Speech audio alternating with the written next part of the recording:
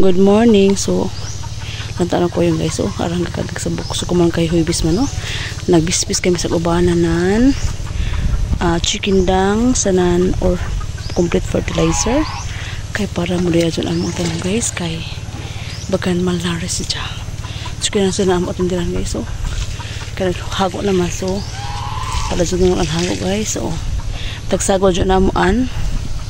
Tainan manok sanan complete fertilizer sa tubig para dahil sa mo ipikis lang ng tipa. Diyan ang malugbati guys. Oh, nakagulay na kami dyan guys. Sa nandito na mo dito sa likod na. Oh guys, oh, kinangkong diha. Oh, kinangkong nagulay na kami dyan tagsagol sa tinuya. So magudod ini guys, basta may tagtanom o may maabot ka dyan, may ma-harvest. So da guys, nanubo na namo kamote. So, ang buhay purpose dun guys, mag-gulay para sa tinula sa nan kung may unod, mag-harvest ab nan unod. Thank you guys for watching. Love you all.